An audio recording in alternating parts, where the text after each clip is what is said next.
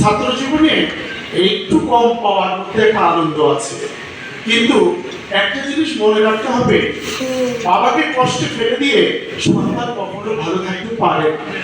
এই কথাগুলো কিন্তু আমাদেরকে মনে রাখতে হবে।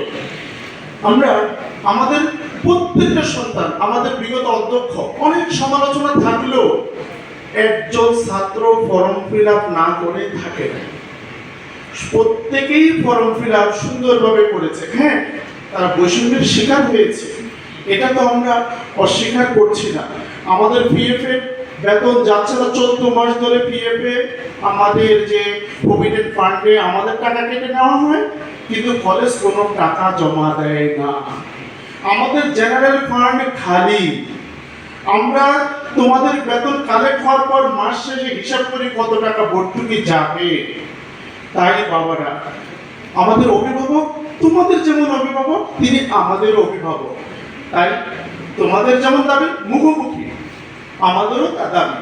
আমরা চাই তোমাদেরকে ভালো একটা শিক্ষা, সুন্দর একটা শিক্ষা, উদ্যমী সাহসী ভবিষ্যতের জন্য তৈরি করে দেওয়া, বিশ্ব মানের জন্য তৈরি করে দেওয়া। পরিবর্তন তোমরা এনেছো, সেই পরিবর্তনকে ধরে রাখতে হবে। সারা বাংলাদেশে তোমরা তোমাদের কাজ করার অপরন্ত সম্ভাবনা আছে।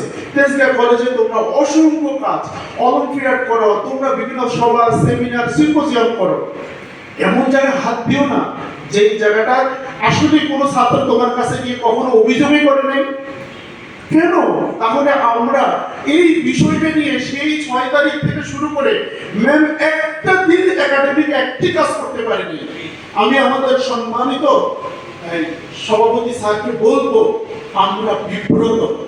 আমি আমার সন্তানের সামনে দাঁড়িয়ে গতকালকে দেখেছি, ওরা ইন্টারমিডিয়েট স্যার, ওরা কলেজের মানে সামনের গেটটা লাগিয়ে দিয়েছে। সেই দিন এসেছে ছাত্রগুলো যারা এখনো ভীত সন্ত্রস্ত, মেয়েগুলোর মধ্যে এরকম কাঁপতেছে তারা, মানে এমন একটা হট্টগোল অবস্থা তৈরি হয়েছে। আমি গেটটা খুলে দিতে গিয়েছি, সেই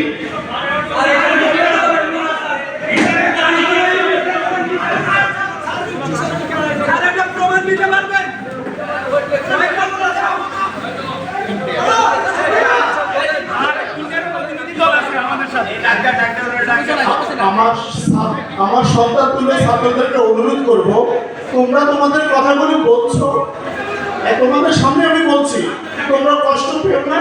এখানে আমাদের সম্মানিত স্যার আছেন, আমি বক্তব্য আর দেবো না। সবাইকে ধন্যবাদ, সবাইকে ধন্যবাদ। তোমরা তোমাদের জায়গায় আসন গ্রহণ করো, তোমাদের কষ্টের কথাগুলো বলো, স্যার বলেছে, কিন্তু তোমরা এখান থেকে যাবে না, কারণ এটাই তোমাদের কথা বলার জায়গা। তোমরা এখানে বসে তোমাদের আরো কথা বলো, স্যার নিশ্চয়ই শুনবে।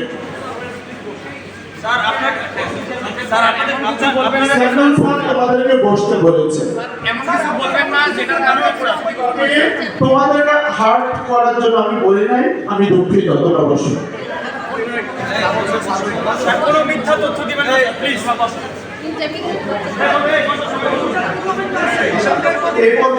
তোমরা বসো। স্যার কিন্তু তোমাদের কাছে দুঃখ প্রকাশ করছি। আমরা আসলে তোমরা যেরকম কিছু কথা বলছো আমরা বলেছি, আসলে তোমরা হার্ড হলো এভাবে যাবে না, কারণ যাওয়ার কোনো তার জায়গা নাই। আমরা এইটা জায়গায় আমরা কথা বলছি। আমরা এরপরে সংক্ষিপ্ত বক্তব্য দেওয়ার জন্য আমাদের শিক্ষকদের মধ্যে রাষ্ট্রুজ্জামান লিপু স্যার, রাষ্ট্রুজ্জামান লিপু, তোমরা বসো। সবাই বক্তব্য সংক্ষিপ্ত করবে।